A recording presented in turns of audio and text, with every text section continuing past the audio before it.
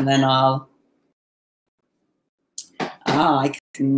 it's telling me I've lost audio on this one. Let me check what internet I am on and try and move it to a different one. Don't you love all the different things that we have to do here? What? Oh, is that what I'm? Thank you. I am struggling. I've forgotten the name of that router, though. Okay. Husband to the rescue, and he is just setting up the other router. Totally forgot that. Thunderstorms last night. Anyway, while we're here, I'm just going to quickly talk about vegetables. I love vegetables, and there's so many different ways to prepare them. So I was just going to start with a few vegetables today and talk about that. I'm not going to start chopping or anything until we know we've got the second signal, because at the moment it's showing me that we don't. So I will let you know as soon as I have that. So one of the good things about the majority of vegetables is you can actually eat them with their skins on. You don't have to actually get rid of the skins. Many of us do. And lots of the nutrients are actually in the skin, and it does add that different texture, which is just amazing. There's the handsome husband sorting out.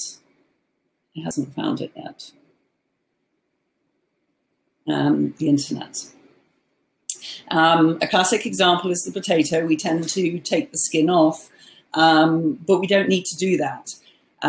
Even if you're chopping it up to make chips, fries, whatever, leave the skin. It does actually add to it.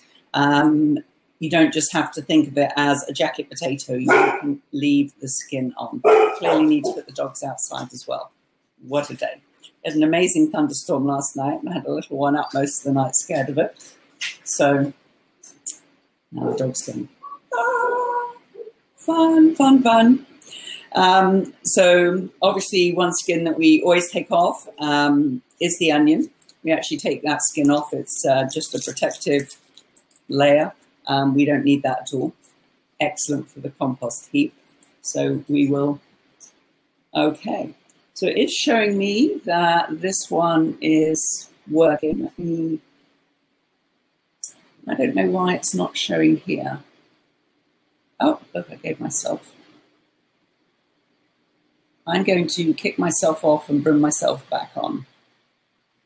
So,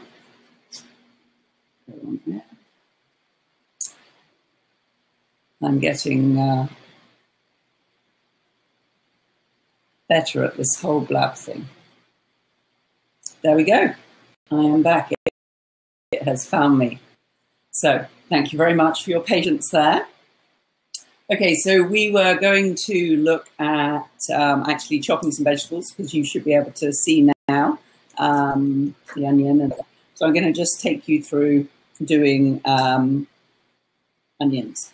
Now, when we're chopping an onion, it's where our fingers go that's very important. I do have this on a very quick Fun Fact Friday, which will be coming up on my Facebook. You will notice that each Friday from now on there'll be a fun fact to do with something in the kitchen. Good morning, Corrie. So here we go. So when we're chopping an onion, it's keeping those fingers this way round so that, let me lift the hand up there. So should the knife slip, it's going to come straight off my nails. If you hold an onion like that and it slips, you're going to actually chop your nails. So we don't want that.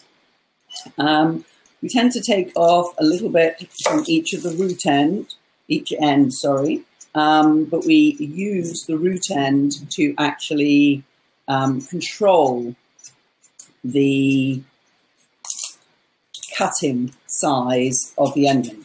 And I'll show you what I mean in 2 seconds when I've just taken the skin off. I'm going to speed up a bit here because you don't need this, but it's taking the skin off an onion, I'm sure we've all done. If I went down a layer, it would come off a lot more smoothly. Look at that. There we go. I'm just going to whiz that to the side. I put everything in a compost bin. So let me get the compost bin. Not sure why. I don't know if it's actually recording or not there right now. If anyone could let me know that, so that I know what I'm doing. Because it is showing me on this one. There we go. I've taken the volume off of that as well. Can we see the chopping board? Okay. So it's just my computer that's telling me you can't see it, but you can. So I'm very pleased about that. Just means I can't see what you can see. Okay, so I'm chopping it. I've moved my hand on top of the knife and I'm just coming through.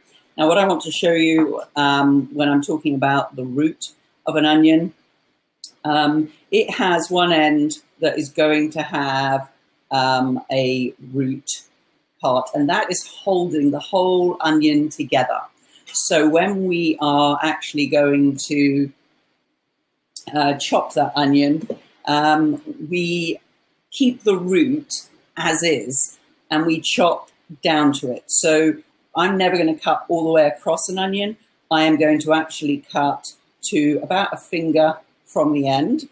So if I was putting the onion into guacamole, I'd want it very finely chopped. So I'm going to hold it once again with my fingers like this. I'm going to try and just turn this way, hoping that that gives you a better view.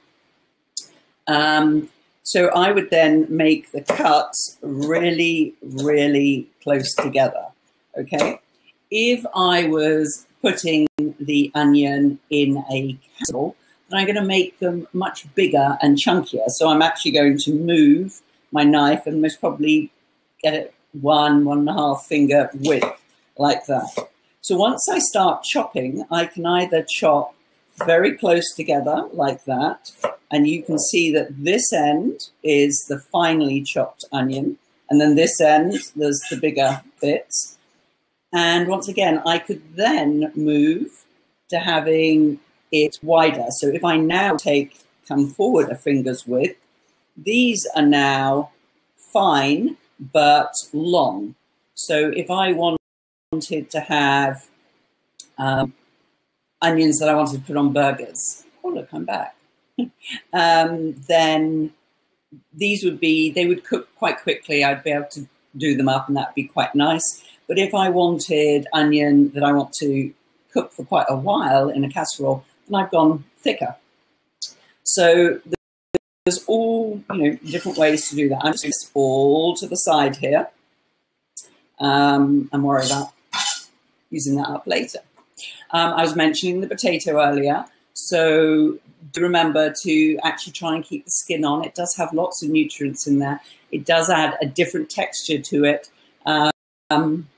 And even if you boil it, chop it up and boil it, and then you're going to mash it down, it does give that slightly different texture. Now, sometimes we do want that pure potato in the middle, but the skin is very good roughage and it's very nice. And we sometimes just take it off, not really thinking about it, but do try and leave the skin on if you can with the potato.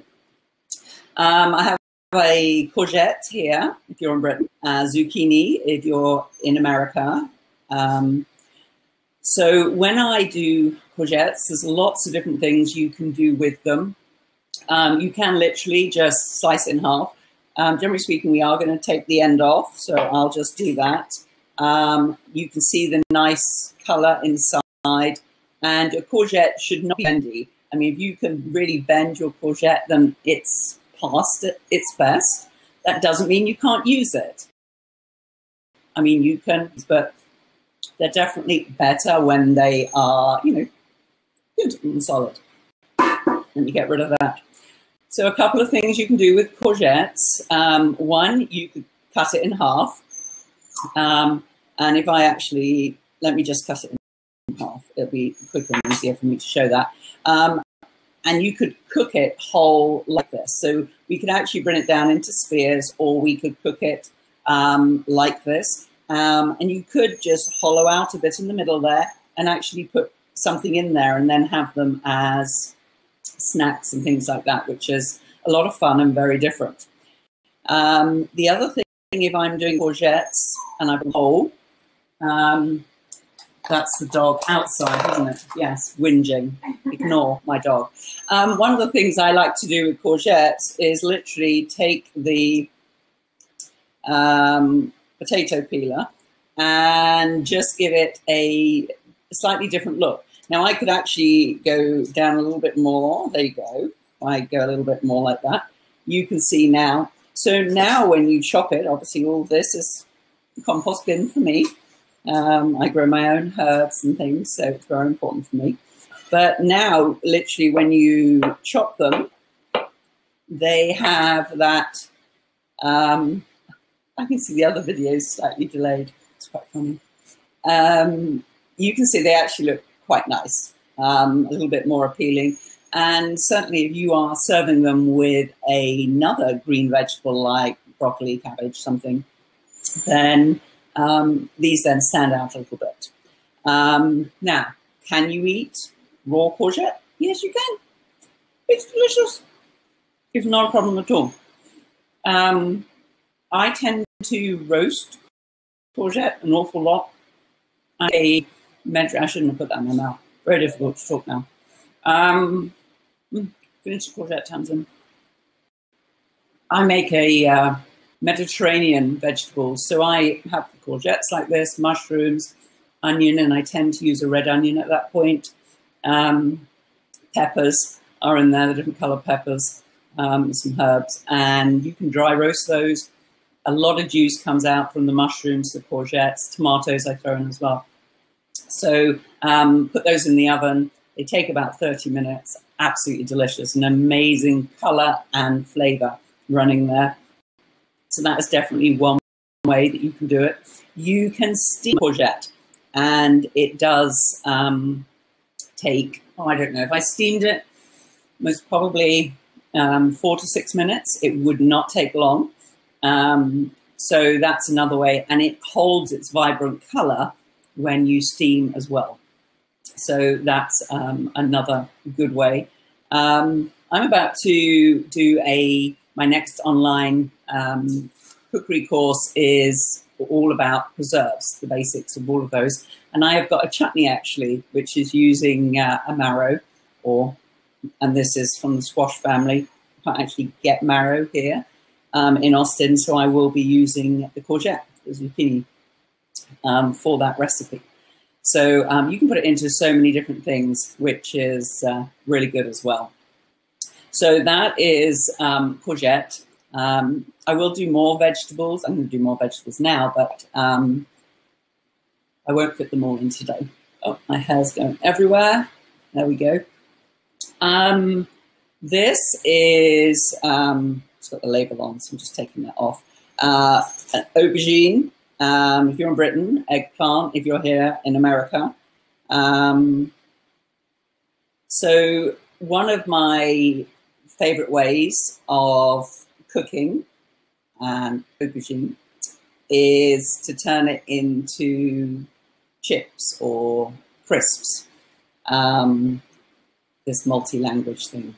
So literally slicing it very thinly and then putting it in the oven, a very hot oven, and it literally will absorb all that water out. Now, aubergines are full of water, and they do have can have a slight bitterness to them, and you can get rid of that by pulling it out with some salt.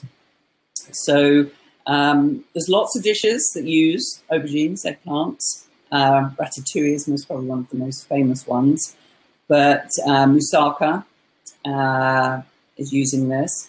So it is very vibrant color on the outside, but if we just slice it here, you will see inside it's a very different color. I'm slicing that very thinly because that's how I'm about to cook it. I'm not going to take the skin off. I am literally going to lay these on a baking tray and put them in the oven.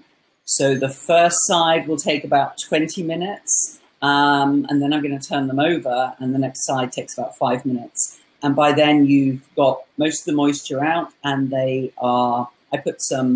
grind some fresh salt on them. When they come out, I grind a little bit of pepper on them. But they are just a snack and very delicious, much healthier for you than your normal crisps chips, and very, very tasty. We like these in this house. So that is an aubergine. So as you can see, it's very different inside. And it is starting to brown, but it will turn its color quite quickly. So you need to use it when you're using it. And that's the hello room just joined. Well, hello, the hello room. And a Mohammed. Hello, Mohammed. Sorry, I hadn't noticed that.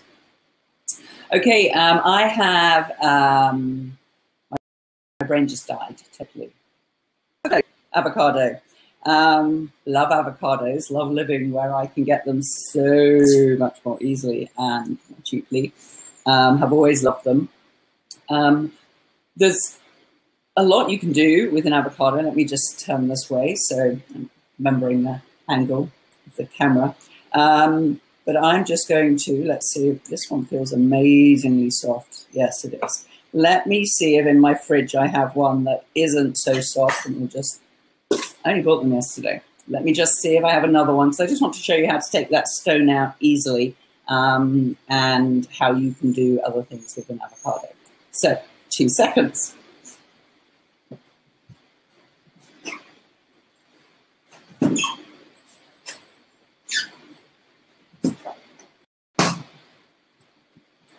There we go. This one I can tell is harder. But there we go. I just threw that in my compost bin. It's the beauty of the compost bin. You're not really ever wasting anything. So I'm just going to slice my avocado in half here. And I'll take it down. And then I'm just letting the knife come round. I'm not really applying any pressure. Once I hit the stone, I just let the knife do its work.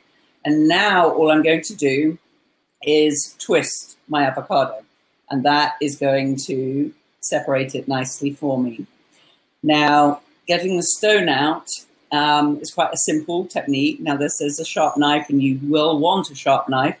And all you're going to do is drop the knife down swiftly onto the stone and just twist your wrist slightly. So, and then we're just going to turn it. And out comes the stone. So now you've removed that, you now can do a variety of things with I'll put it in the compost. I don't mind if one grows. They very rarely produce fruit, because that's the way the world has gone. They've stopped you being able to do that. So buying them from local farmers and things can work very well. So once you've got your avocado, you obviously could scoop it out with a spoon. It would come out very, very easily. You can slice it and fan it. It would come out that way as well. You can peel off the skin. It will come off ever so easily. If you look at that, it's literally going to come off very, very easily, which lets you then put it down flat on the surface and do that slices that you're used to seeing. And I have another gadget. I have loads of gadgets. People buy me gadgets. I very rarely buy myself them. But you can literally just slice your avocado, and you're going to end up with some beautiful, beautiful bits of avocado, which look so nice on a plate. If you take that vibrant green and then you add, fresh tomato there, balsamic vinegar or mozzarella or whatever, it just looks so beautiful. Very fresh, very creamy. Sometimes if I'm making a sandwich, I'll actually use the avocado instead of mayonnaise, butter or anything. That's what I'll put on either side of my sandwich, and then add whatever I'm going to add in there, because it has a very creamy texture and it's very nice. Obviously guacamole is very popular, and I already have a blab showing you how to make the guacamole, and using that so it doesn't take long, and it's something that you can throw together with a glass of wine while chatting with friends. So very, very easy. So that is an avocado. Look at my board, it's starting to fill up beautifully here. Okay, so for the people that are on, are there any particular vegetables that you would really like to know about? Because that would help. I have quite a lot in my kitchen. So I'm just going to get the kitchen towel as well. My hands are avocado. See, the things I'm learning I should have nearer to me when I blab.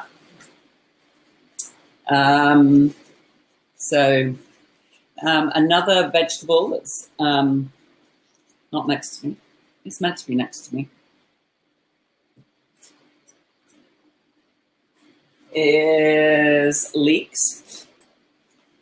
So I picked these up yesterday. We love leeks in this house.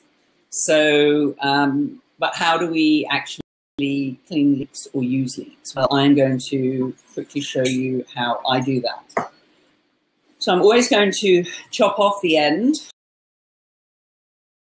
Let me turn this way at the root. I'm just going to chop it off, but I have not stopped the root. So the root is still there holding the leek together. Obviously, brilliant compost bin. So I can just take off these leaves that I don't want. They literally will just come off, which makes it very easy.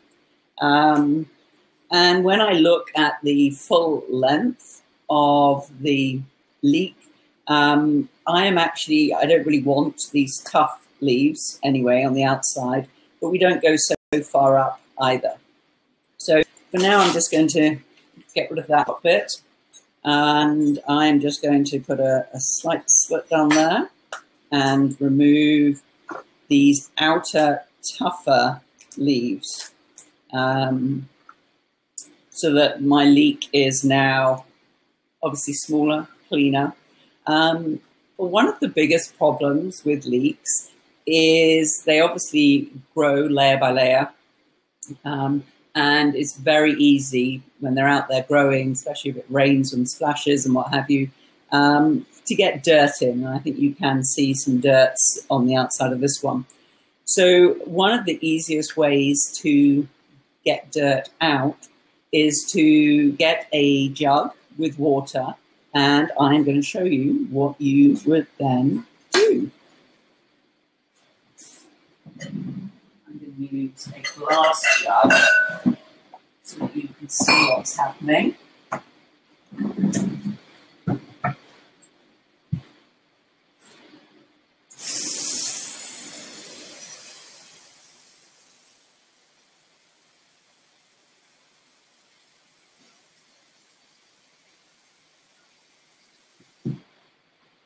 There we go. I apologise for not being ready.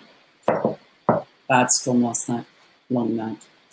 Okay, so all you're going to do is take the leek. Now, if you want it whole, from this side down, you're going to get some beautiful rings if that's how you want your leek to look. But this side anyway isn't going to give you the rings. So you are able to just, let me move that water forward slightly so you can still see what I'm doing. Just cut from the top there, straight down. So, and then just twist it 90 degrees so it's now basically in quarters. And what we're going to do is just put it into the water and pull it out. It's not quite deep enough in water. If you have a long